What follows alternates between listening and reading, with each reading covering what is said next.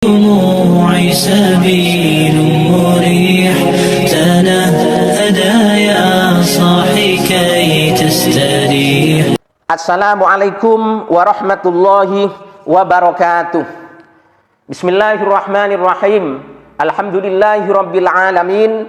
Allahumma salli wa sallim ala sayyidina Muhammadin wa ala ali sayyidina Muhammad. Amma ba'du. Sungguh menjadi pertanyaan umat di ketika seorang tokoh besar Wahabi, penceramah dan dai Wahabi, yaitu Ustadz Yazid Abdul Qadir Jawas, meninggal dunia. Di situ ditemukan banyak fatwa, banyak pendapat, ajaran-ajaran Wahabi yang selama ini begitu semangat diteriakkan, digaungkan di tengah-tengah masyarakat awam, ternyata dikhianati, diabaikan, dengan artian yang seharusnya diamalkan, yang seharusnya dilakukan justru ditinggalkan, dan yang mestinya dihindari malah dikerjakan. Pertanyaannya, kenapa menjadi error seperti itu? Maka jawabannya adalah banyak sekali. Di antaranya adalah seperti biasa, yang merupakan makanan pokok bagi mereka, menjadi tradisi bagi mereka, yaitu di ketika berfatwa, berpendapat, berhujjah, berdalil, berceramah, selalu mendahulukan dusta, ngawur, mengelabui orang awam. Di antara contohnya adalah fatwa ngawurnya Syekh Albani, fatwa jahilnya Syekh Albani mengenai orang meninggal dunia. Maksudnya di sini adalah jenazah itu tidak boleh dibawa dengan menggunakan mobil ambulan dan yang semisal. Itu bid'ah katanya, dengan alasan tasyabbuh bil kufar, menyerupai orang-orang kafir, menyerupai perbuatan dan tradisi orang-orang kafir. Kemudian alasan yang kedua, tidak ada di zaman Nabi.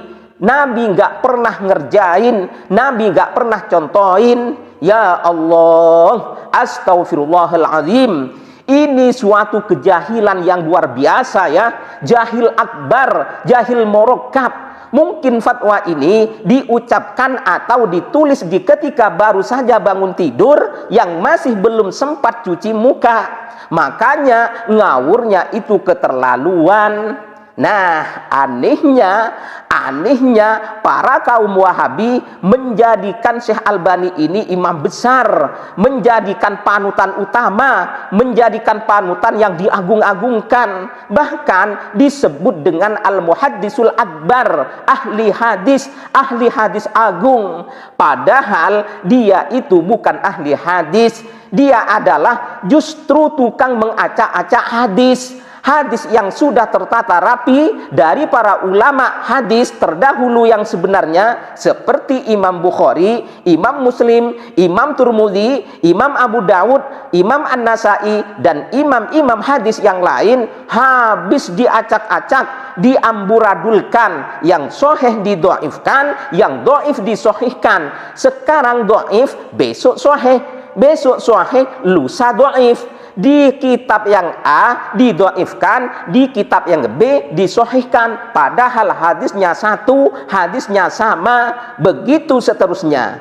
Tapi tenang ya Wahabi, jangan marah dulu, jangan emosi jika ulama sanjunganmu seperti itu kan. Karena kalian itu selama ini maunya mencubit pada aswaja, tapi tidak mau dicubit. Nah, sekarang ini tiba saatnya bagi kami aswaja untuk mencubit, untuk bangkit, untuk melawan. Karena kalian kalau dibiarkan akan merajalela, brutal semaunya sendiri. Kami aswaja sekarang ini siap segala-galanya untuk menghadapi kalian Wahabi. Jadi bagi panjenengan, saudara-saudari kaum muslimin, hati-hati dengan Syekh Albani. Paham dan ajarannya banyak yang menyimpang. Semoga channel ini diberikan kesempatan oleh Allah Subhanahu wa Ta'ala untuk membahas dan mengungkap secara khusus siapa dan bagaimana sebenarnya Syekh Albani itu. Jadi begini ya, saking ngawurnya, saking jahilnya fatwa Albani mengenai bid'ahnya membawa jenazah dengan menggunakan mobil ambulan dan yang sebangsa, itu diabaikan dilakukan oleh pengikutnya sendiri, yaitu Wahabi. Bid'ah itu Berarti sahabat Ansor sedang menata-nata kurmanya. Kalau kamu pengen kurma kamu cepat berbuah, begini. Dilakukan sama sahabat, malah nggak berbuah-buah.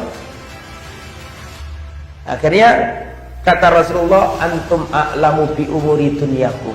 Kamu lebih paham dengan urusan dunia kalian. Itu berarti menunjukkan kalau dunia silakan kalian berinovasi, berkreasi.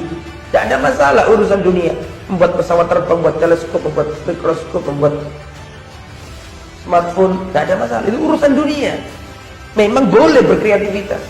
Apa pelaku bid'ah amaliyah menjadikan pelakunya alil bid'ah? Iya, ini yang sudah pernah kita tulis di FB atau Telegram, bahwasanya ucapan yang benar, pelaku bid'ah amaliyah itu bisa mengeluarkan dari Ahlussunnah wal Jamaah. Makanya Imam Ahmad bin Hanbal rahimahullah ta'ala dalam kitab tadi Usulus Sunnah mengatakan, Usulus Sunnah indana atamasuk bimakana ali ashabur Rasul SAW.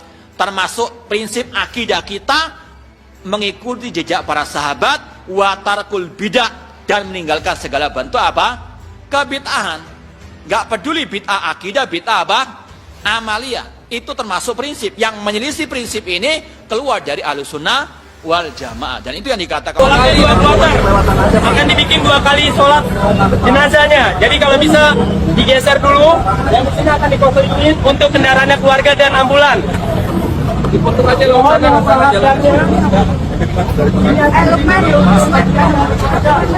ahkamul janaiz wa bid'aha, mengatakan adatan lil kafirin, itu termasuk kebiasaan orang kafir, wa bid'ah, dan termasuk bid'ah. Jadi menggunakan ambulan, orang yang jenazah dimasukkan ke ambulan, ketika disongsong ke kuburan, itu hukumnya bid'ah, kata Syekh Albani, orang-orang Wahabi. Bagaimana kalau kita sholat di masjid yang ada kuburannya, boleh atau tidak boleh? Karena nggak boleh bersatu antara masjid dengan kuburan, dan Nabi juga sudah ingatkan demikian. Dan nggak boleh membangun kuburan menjadi tempat ibadah, nggak boleh, dilarang. Makanya Nabi melaknat orang Yahudi dan Nasrani karena mereka menjadikan kubur Nabi mereka sebagai tempat ibadah. La'anallahu al-yahuda wan nasara ittakhadhu kubur anbiya masajid. Kemudian Allah melaknat orang Yahudi dan Nasrani karena mereka menjadikan kubur Nabi mereka sebagai tempat ibadah.